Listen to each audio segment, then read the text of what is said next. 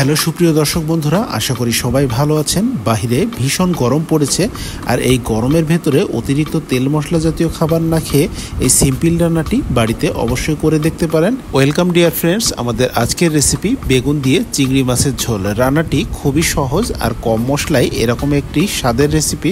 গরম ভাতে এক টুকরো লেবু দিয়ে এই রান্নাটি খেতে কিন্তু ভীষণ মজার লাগে। তো চলুন বন্ধুরা, আজকের রান্নাটি শুরু করা যাক। আমাদের আজকের রান্নাটি আপনাদের কাছে একদমই ইউনিক লাগবে আশা করি। আর এই রান্নাটি এতটাই সহজ যে যারা রান্না করতে মোটেও জানেন না তারাও এই রান্নাটি খুব সহজে তৈরি করে নিতে পারেন। আপনি যদি ভোজন রসিক বাঙালি আর স্বাস্থ্য সচেতন হয়ে থাকেন তাহলে এই রেসিপিটি আপনার জন্যই। শুরুতেই আমরা চুলাটি জ্বালিয়ে নিলাম। এরপর কড়াই গরম হলে তাতে পরিমাণ মতো তেল দিয়ে দেব মাছগুলো ভাজার জন্য। তবে চিংড়ি মাছগুলো ভাজার আগে সামান্য পরিমাণ লবণ আর হলুদ মিশিয়ে কড়াইতে তেল গরম হওয়া পর্যন্ত রেখে দেব। আমাদের কড়াইতে তেল গরম হয়ে গেছে। এখন আমরা চিংড়ি মাছগুলো জাস্ট 30 সেকেন্ডের জন্য ভেজে নেব।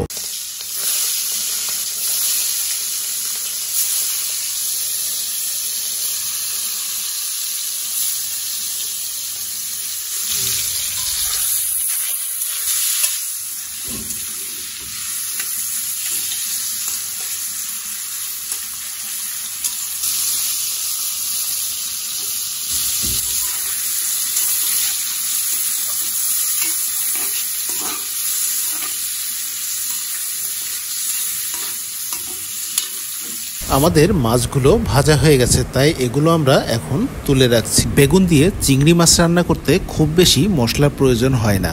আমরা এই রান্নাটিতে শুধুমাত্র গোটা জিরে আর ধনিয়া গুঁড়ো ব্যবহার করেছি। যদিও এই রান্নাটি ভীষণ স্বাদের হয়, তবে যাদের অ্যালার্জি আছে তারা কিন্তু এই রান্নাটি বুঝে শুনে খাবেন, কারণ বেগুন এবং চিংড়িতে প্রচুর পরিমাণ অ্যালার্জি হতে পারে। বেগুন এবং আলুগুলো আমরা আমাদের পছন্দ মতো শেপে কেটে নিয়েছি, তবে আপনারা চাইলে আপনাদের পছন্দ মতো যে কোনো শেপে এটি কেটে নিতে পারেন। বেগুন এবং আলুগুলো আমরা হালকা করে ভেজে নেব, তবে ভাজার সময় সামান্য লবণ এবং হলুদ যোগ করে দেব।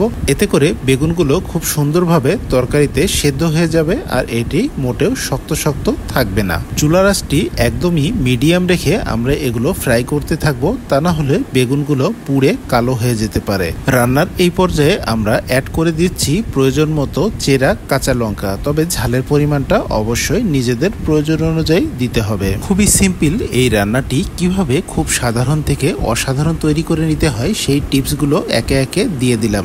এবার বাড়িতে খুব সহজেই আপনারা একবার ট্রাই করে দেখতে পারেন। আমাদের বেগুন আলুগুলো প্রায় ভাজা হয়ে গেছে। আমরা এখন একটি পেস্ট তৈরি করে নেব। শুধুমাত্র কিছু ধনিয়া গুঁড়া দিয়ে আমরা জলের সাথে মিশিয়ে নিলাম। আমাদের বেগুন আলুগুলো ভাজা হয়ে যাওয়ার পরে এভাবে আমরা তুলে রাখছি একটি আলাদা পাত্রে। প্রিয় বন্ধুরা, আমাদের এই সিম্পল রান্নাটি এবং রান্নার প্রসিডিউরটি যদি আপনাদের ভালো লেগে থাকে অবশ্যই আমাদের চ্যানেলটিকে সাবস্ক্রাইব করে রাখবেন পরবর্তী নতুন ভিডিও পাওয়ার জন্য। এবার কড়াইতে সামান্য তেল দিয়ে তাতে কিছু গোটা জিরে দিয়ে আমরা কিছুক্ষণের জন্য ভেজে নেব। জিরেগুলো ভাজা হয়ে গেলে তাতে দিয়ে দেব সামান্য হলুদ গুঁড়ো। এতে করে তরকারির রঙটা খুব দারুণ আসবে। আর দিয়ে দেব আগে থেকে তৈরি করে রাখা সেই ধনিয়া গুঁড়োর পেস্টটি। ব্যাস, আমাদের এই রান্নার জন্য মশলার পর্ব এখানেই শেষ। এবার আমরা মশলাগুলি ভালোভাবে কষিয়ে নিয়ে এতে দিয়ে দেব প্রয়োজন অনুযায়ী গরম জল। তবে অবশ্যই খেয়াল রাখতে হবে বেগুনের রান্না যেহেতু, তাই ঠান্ডা জল মোটেও ইউজ করা যাবে না, তাহলে কিন্তু বেগুনগুলো বেশ শক্ত শক্ত হয়ে থাকবে রান্নার পরে।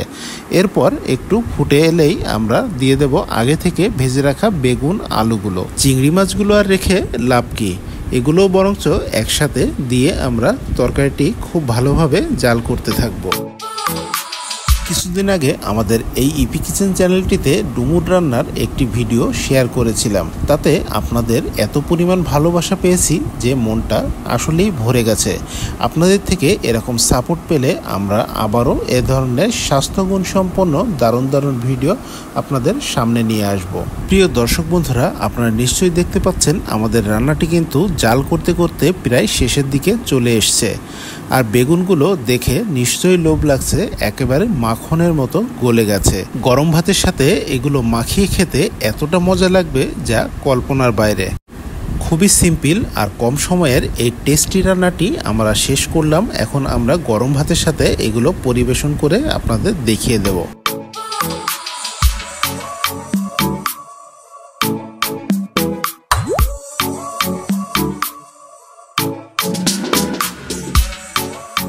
রান্নাটি শেষ পর্যন্ত দেখার জন্য অসংখ্য ধন্যবাদ। রান্নাটি যদি আপনাদের এতটুকু ভালো লেগে থাকে তাহলে অবশ্যই লাইক কমেন্ট করে জানাবেন আর শেয়ার করে অন্যদের দেখার সুযোগ করে দেবেন। অবশ্যই পরবর্তী ভিডিওতে কথা হবে এবং ততদিন পর্যন্ত সবাই ভালো থাকবেন, সুস্থ থাকবেন। আজ এখানেই বিদায়। তাহলে গরম ভাতে লেবু দিয়ে এই রান্নাটি আমরা খেতে শুরু করলাম। আপনারাও বাড়িতে একদিন ট্রাই করে দেখবেন। সকলকে অসংখ্য ধন্যবাদ জানিয়ে আজ এখানে শেষ করছি।